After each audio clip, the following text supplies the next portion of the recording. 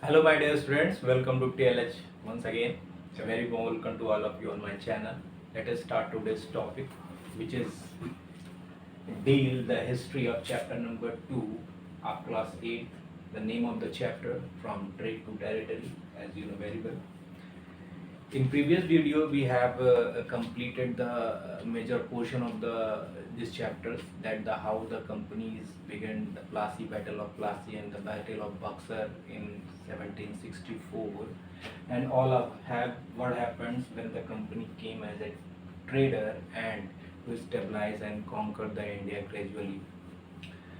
इस चैप्टर में हम सब इस वीडियो में दरअसल कंपनी कैसे अपने रूल को एक्सपेंड करती है, जैसा कि मैंने आपको लास्ट वीडियो में मैंने बताया था कि कंपनी ने बैटल ऑफ प्लासी इन 1757 में और बैटल ऑफ बक्सर के थ्रू पूरे तरीके से बंगाल को एक्वायर कर लिया था और अपने आप को एक मेजर पावर के रूप में असर्ट कर रहा था इंडिया में।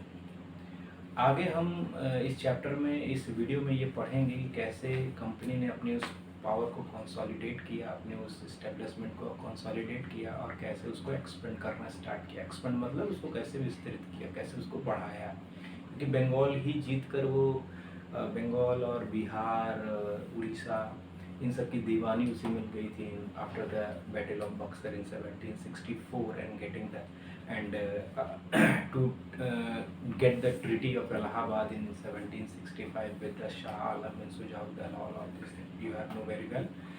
इसके बाद हम लोग ये पढ़ेंगे कि इसमें किस प्रकार की उसने नीतियाँ एक्वायर की, किस प्रकार की पॉलिसीज़ उसने अडॉप्ट किया, किसने, एक कंपनी ने, ईस्ट इंडिया कंपनी ने ईस्ट इंडिया में अपने इस्टेब्लिशमेंट को, अपनी पूरे एम्परर को, अपने पूरे पावर को कैसे कंसोलिडेट किया, उसके कैसे ग्रेजुअली क्या क्या स्टेप रहे, कैसे कैसे क्या क्या पॉलिसीज़ रहे, इस चैप्टर में हम लोग को पढ़ना है। जैसा कि आपको पहले लिखा हुआ दिख रहा होगा कि कंपनी इज रूल एक्सपेंड्स, यानी कि कंपनी ने अपने रूल को कैसे एक्सपेंड किया, कैसे बढ़ाया। इसमें सबसे पहला पॉइंट लिखा गया है सब्सिडरी अलायंस। इसे हिंदी में अगर आप देखेंगे तो इसे सहायक संधि के रूप में देखा जाता है। सब्सिडरी अलायंस जस्ट लाइक इसको स्टार्ट किया था इंडिया में एक गवर्नर जनरल हुआ करता था जिसका नाम था लॉर्ड वेजली, ठीक है। इसने इंडिया में स्टार्ट किया था इस नई पॉलिसीज़ को। दरअसल इस पॉलिसीज़ का आपको पता होगा कि अगर कोई भी चीज़ बनती है, कोई नीति बनती है, तो उसके पीछे कुछ ना कुछ एम होता है, कोई ना कोई टारगेट होता है। तो इनका टारगेट ये था, टारगेट आप समझ लीजिए इस हेडिंग में ही है, ऑब्जेक्टिव जिसे आप कहते हैं, जिसे कहते हैं लक्ष्य, गोल क्या था कंपनी का। कंपनी का गोल था कैसे किसी तरीके से इंडिया के ज़्यादातर एरिया को अपने कंट्रोल में रखना। उसके लिए उसने क्या नीतियाँ बनाई, ये उसके टूल्स हैं। जैसे कहते हैं ना, ऑब्जेक्टिव एक चीज़ है और उसको प्राप्त करने के लिए क्या माध्यम है। ये सब पॉलिसी जो बनी, ये सब माध्यम बनी, ये सब टूल्स बने जिसपे उसको अप्लाई करके उसने अपने ऑब्जेक्टिव को कंप्लीट करने का प्रयास किया। तो ऑब्जेक्टिव था उसे इंडिया को कंट्रोल करना, इंडिया को एक्वायर करना, इंडिया को कंसोलिडेट करना, अपना एस्टेब्लिशमेंट स्टेबलाइज करना। सब्सिडरी अलायंसेस, जिसके आपको पता है कि एक गवर्नर जनरल हुआ करता था, लॉर्ड वेजली नाम था, इसने इस सब्सिडरी अलायंस को स्टार्ट किया था। 1798 के करीब जाकर ये चीज़ें मतलब स्टार्ट हुई थी, क्योंकि वो तभी वो इंडिया में एज ए गवर्नर जनरल बन के आया भी था। और आप देखेंगे इस सब्सिडरी अलायंस में कुछ पॉलिसीज़ थी, जैसा कि आपको पता होगा। हालांकि अगर आपने इतिहास को थोड़ा सा बारीकी से पढ़ा होगा, आप क्लास 8 के स्टूडेंट हैं जो वीडियो देख रहे होंगे, तो हालांकि मैं इतना एक्सपेक्ट नहीं करता कि आपको इतनी डीप नॉलेज होगी, फिर भी मैं आपको बता दे रहा हूँ कि इस सब्सिडरी अलायंस एक्चुअली में एक, कहते हैं ना, किंग मेकर का फॉर्मूला एक टाइप का था। किंग मेकर बनाना मतलब राजा बनाना। कैसे राजा बनाना? फॉर एग्जाम्पल, मान लीजिए किसी दो व्यक्तियों के बीच में कोई एक टेरिटरी है, एक राज्य है, किंगडम है ए, और उसके बगल में कोई दूसरी टेरिटरी है, वो बी है। अब इन दोनों के राजा भी होंगे, एम्परर भी होंगे, किंग भी होंगे। तो इनका ये था, हालांकि जो भी यूरोपियन इसको स्टार्ट करने का अगर श्रेय जाता है तो डुप्ले को जाता है, जो कि फ्रेंच गवर्नर था। आपने पढ़ा नहीं होगा, मुझे पता है, इसलिए मैं बहुत ज़्यादा उस पर जाना नहीं चाहता था, फिर भी। मगर इसको एग्जैक्ट तरीके से इम्प्लीमेंट कैसे किया, इसने लॉर्ड वेजली ने किया। इन्होंने किया कि जो भी जैसे वीकर राजा हुआ करता था या जो पावरफुल राजा हुआ करता था, उसको लगता था कि जो मेरे लिए एक टूल बन सकता है किसी दूसरे, मान लीजिए अगर उसको इस टेरिटरी को खाना है या इसको एक्सपेंड करना, उसको कंट्रोल करना है, तो ये इस राजा को कहता था कि मैं आपका सब्सिडरी अलायंस में आप शामिल हो जाइए, सहायक संधि में शामिल हो जाइए और मैं आपकी सहायता करूंगा आपको इस राजा बी को हराने के लिए। तो जाहिर सी बात है ये वीक थे, इनको उसको हराना था, तो ये अपना एक छोटा सा इंटरेस्ट, बहुत इनके अंदर कह सकते हैं कि उस वक्त बहुत समझदारी इतनी नहीं थी कि इतनी चीज़ों को समझा जा सके। इसी का खामियाजा था कि ये उसके सब्सिडरी अलायंस को फॉलो करते थे, और सब्सिडरी अलायंस में बहुत सी कुछ टफ रूल्स हुआ करते थे, कुछ टफ शर्तें हुआ करती थी जिसको फॉलो करना ही करना पड़ता था जो भी सब्सिडरी अलायंस का पार्ट होता था। इसमें कुछ मुख्य जो बातें थी, कुछ मुख्य कंडीशन जो थी, उसको मैं आपके सामने डिस्कस करना चाहता हूँ। इसमें कुछ मुख्य बातें थी। मेन बात थी कि जो भी कोई, फॉर एग्जाम्पल कोई भी व्यक्ति अगर जो इस सब्सिडरी अलायंस का पार्ट बनता था, वो अपने पास कोई इंडिपेंडेंट आर्मी नहीं रख सकता था। मतलब सबसे पहले आपकी आर्मी लूज हो जाएगी। क्यों? क्योंकि ये कहते थे, लॉर्ड वेजली साहब कहते थे कि आपको आर्मी रखने की क्या जरूरत है, जब आपने मेरे साथ सब्सिडरी अलायंस कर ही लिया है तो मेरी आर्मी मतलब आपकी प्रोटेक्शन करने के लिए है, और आपको आर्मी रखने की जरूरत नहीं। तो इनके पास कोई इंडिपेंडेंट आर्मी पहली चीज नहीं रखनी थी, इसको इनको फॉलो करना था। दूसरी ये चीज थी कि जैसे कि मान लीजिए आपको फॉरेन रिलेशन रखना है किसी भी बगल वाले पड़ोसी किंगडम से या किसी दूसरे मुल्क से या किसी भी चीज से, आपकी फॉरेन पॉलिसी पूरी तरीके से गवर्न होगी हमारे इंस्ट्रक्शन पे, यानी कि फॉरेन पॉलिसीज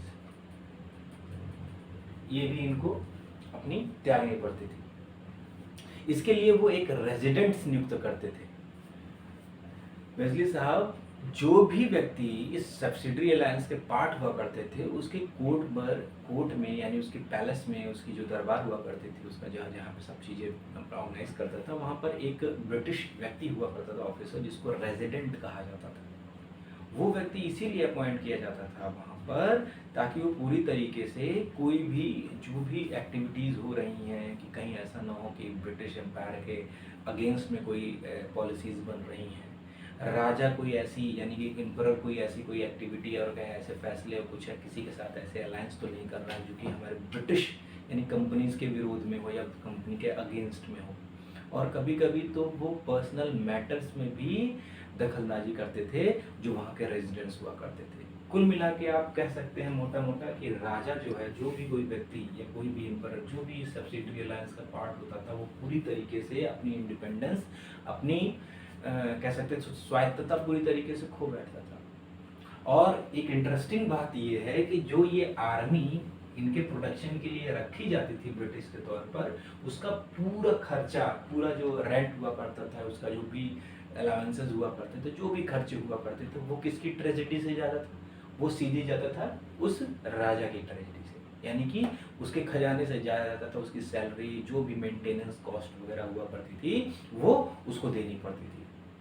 और अगर वो किसी कारण इस पैसे को पे नहीं ऑफ कर पा रहा था तो उसकी टेरिटरी का कुछ भाग, जैसे फॉर एग्जांपल कोई भाग है, उस टुकड़े को British empire as a acquire कर लेते पेनाल्टी के तौर पर उसको, क्योंकि उसको पैसा उसको अपना वसूलना था।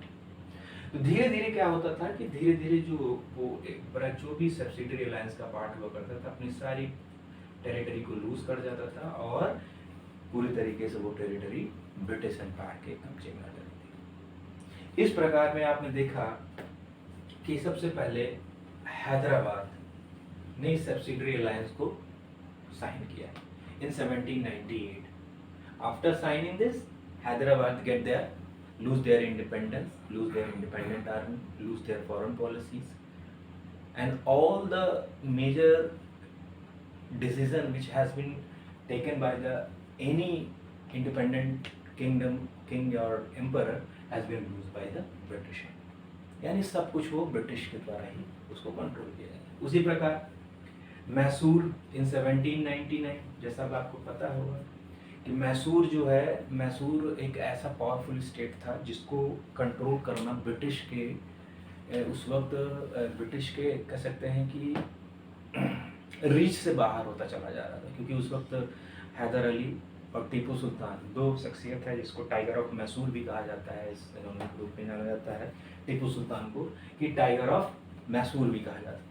इनके बीच में 4 वॉर हुई, जिसे एंग्लो मैसूर वॉर और एंग्लो मैसूर वॉर के रूप में जाना जाता है, जिसमें सबसे लास्ट वॉर जो हुई थी 1799 श्रीरंगापट्टनम में, जिसमें टीपू सुल्तान की डेथ हुई थी। और टीपू सुल्तान की डेथ होने के बाद उस पूरे मैसूर एम्पायर को ब्रिटिश ने एक्वायर किया। हालांकि उसने अपने पास नहीं रखा, क्योंकि आप अगर देखेंगे मैसूर एम्पायर किस प्रकार से हैदर अली के पास आया, क्योंकि हैदर अली जो था एक छोटा सा सिपाही था मैसूर आर्मी में। वाडियार वंश की वहाँ पे वाडियार डायनेस्टी की वहाँ पर रूल था पहले।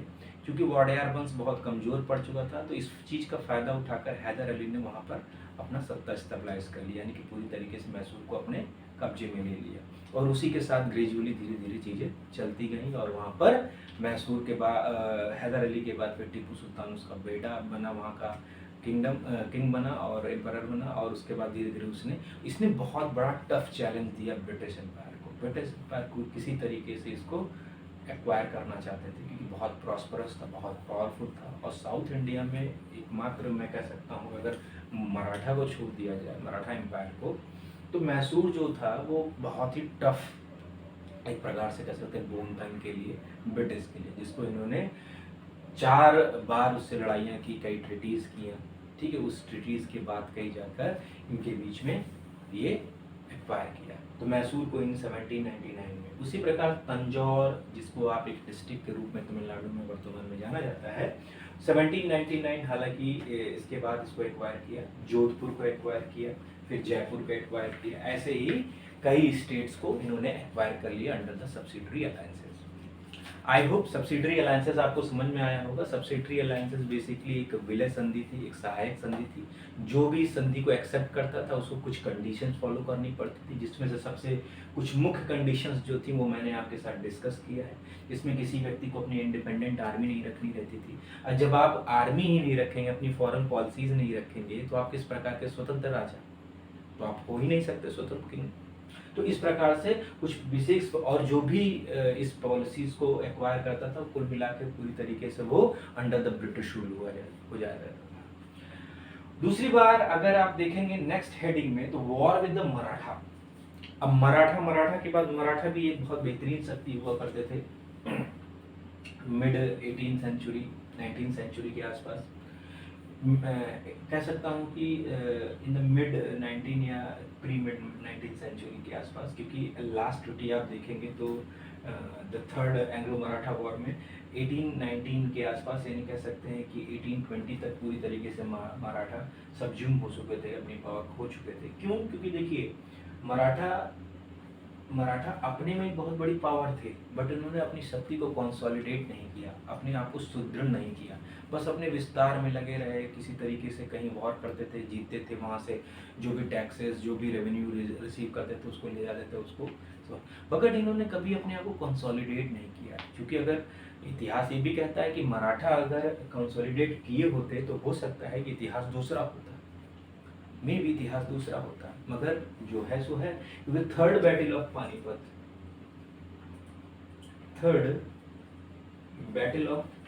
पानीपत इन 1761, अगर मैं भूल नहीं रहा हूँ तो शायद यही डेट होगी, 1761 थर्ड बैटल ऑफ पानीपत में जब अहमद शाह अब्दाली और मराठों के बीच में वॉर होता है, जिसमें से मराठा हार जाते हैं बुरी तरीके से। काफ़ी उनके कह सकते हैं एलिजिबल और बहुत ही ब्रेव जो सिपाही हुआ करते थे, कमांडर हुआ करते थे, सब उसमें शहीद होते हैं, सब मरते हैं। और उसके बाद मराठा धीरे धीरे सबज्यूम होना, यानी कि धीरे धीरे वो डिक्लाइन होना स्टार्ट कर देते हैं। उसके बाद फिर भी उन्होंने अपने आप को कंसोलिडेट करने का प्रयास तो किया, जिसके रूप में, जिसमें आपकी बुक में लिखा हो गया कि मराठा कॉन्फिडेंसरी। इसका मतलब जैसे कि एक कॉन्फिडेंसी मतलब एक प्रकार से एक एसोसिएशन बना देना, एसोसिएशन जिसमें से होलकर हुआ करते थे, सिंधिया हुआ करते थे, पेशवा हुआ करते थे, गायकवाड़ हुआ करते थे। इन सब लोगों ने मिलकर एक कॉन्फिडेंसी बना रखा था, एक एसोसिएशन टाइप का बना रखा था। कुछ पार्ट किसी के पार्ट का रहता था, कुछ पार्ट, और उसमें जो उनका मेन प्रधान हुआ करता था, जो एक कह सकते हैं मुखिया हुआ करता था, उसे पेशवा कहा जाता था, जो पुणे में बैठते थे और वो वहीं से अपनी पूरी मराठा व्यवस्थाओं को संचालित किया करते थे। जब सब्सिडरी अलायंस के थ्रू मैसूर को खाया गया, मैसूर को सबज्यूम कर लिया गया, मैसूर को खत्म किया, उसके बाद ब्रिटिश के पास एक बहुत बड़ी चैलेंज हुआ करता था किसी तरीके से मराठाओं को कंट्रोल करना, क्योंकि मैंने आपको बताया ब्रिटिश बहुत ही कह सकते हैं कि एक स्ट्रेटजिक तरीके से, बहुत ही चालाकी से धीरे धीरे एक्वायर करना, वो कभी भी किसी से डायरेक्ट वॉर नहीं करते थे।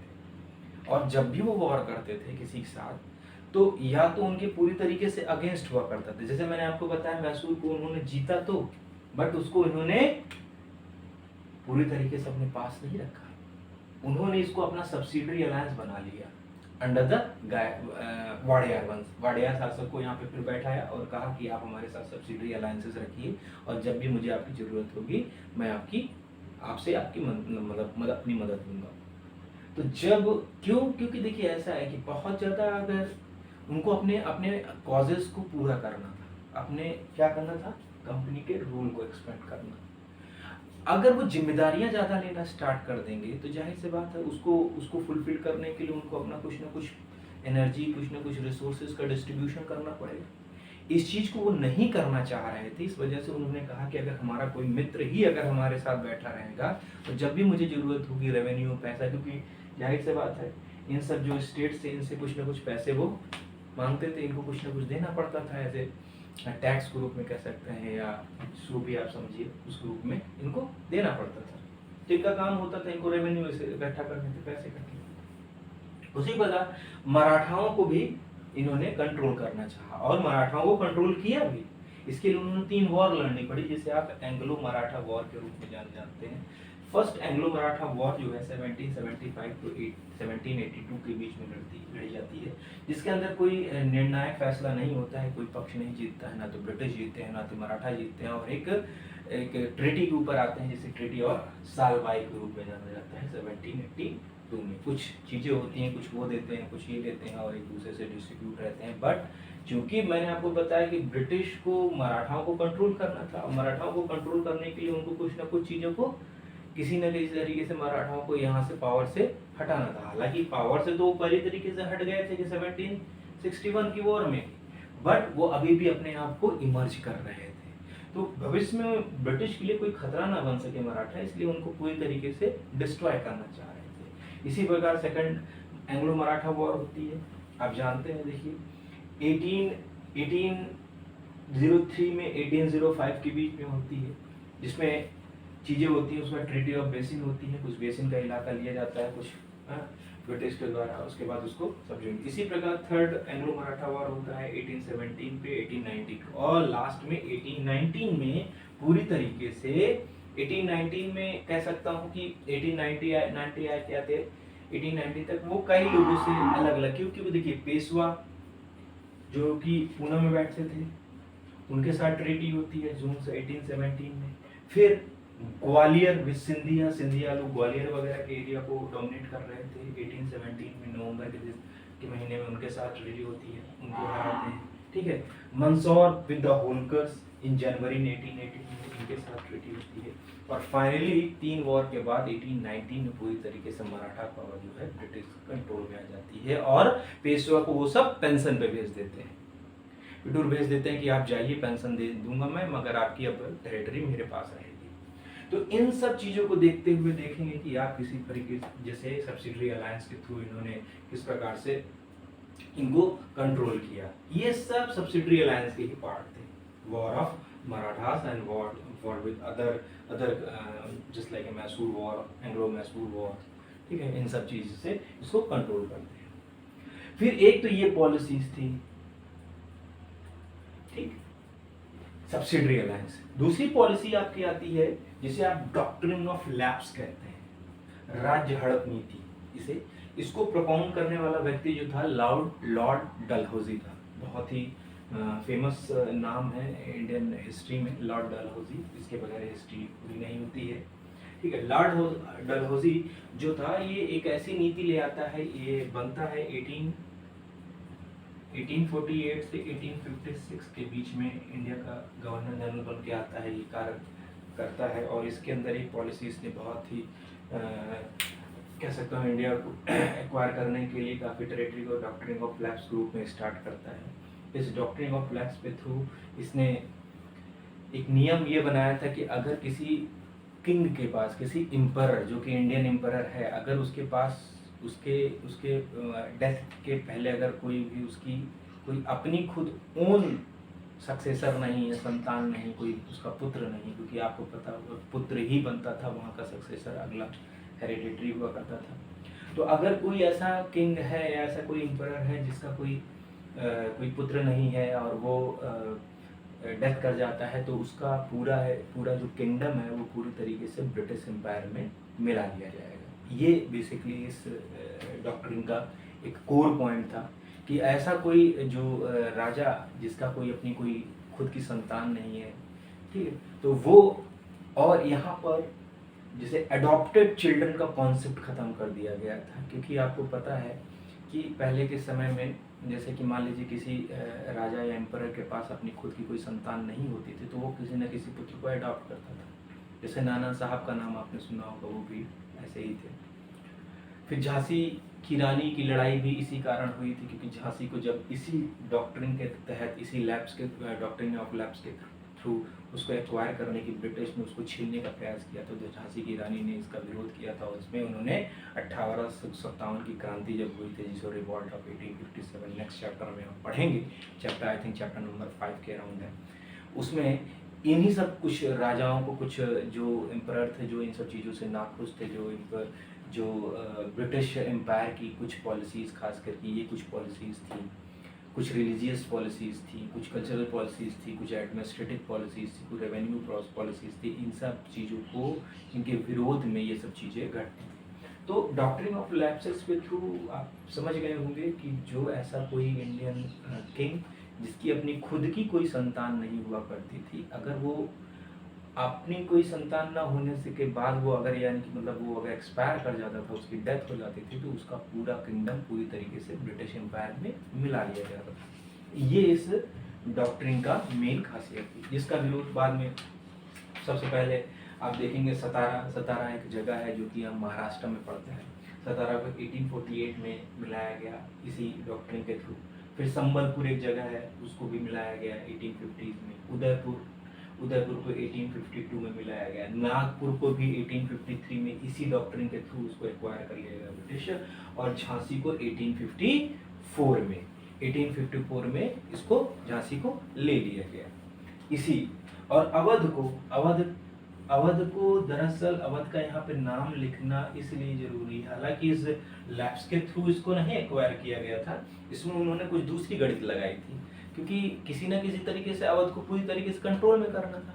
क्योंकि आपको पता है कि 1765 की ट्रीटी में अवध के नवाब जो शुजाउद्दौला थे, उनको ब्रिटिश ने कहा दिया था कि आप मेरे रहमो करम पे रहिए, मतलब मेरी एक प्रकार से कह सकते हैं उसके अलायंस के रूप में रहना। उसको दे दिया तो था कि आप अपना राज करिए, अपना व्यवस्था चलाइए, कुछ पैसेज आपको देने की बात कही गई थी।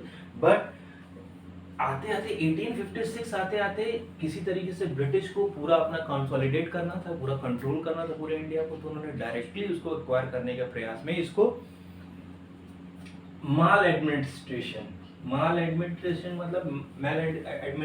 का मतलब हुआ कुशासन के, यानी कि तुम अच्छे से शासन नहीं चला पा रहे। क्यों? क्योंकि जो यहाँ के जो नवाब थे उस वक्त, उनके बहुत से 11-12 पुत्र थे। तुम यहाँ पे तो ये डॉक्ट्रिन यहाँ पे अप्लाई नहीं होती, क्योंकि मैंने आपको बताया कि डॉक्ट्रिन के थ्रू वही था कि जिसके पास कोई पुत्र अपना नहीं है, उसी का किंगडम सब्ज्यूम किया जा सकता था।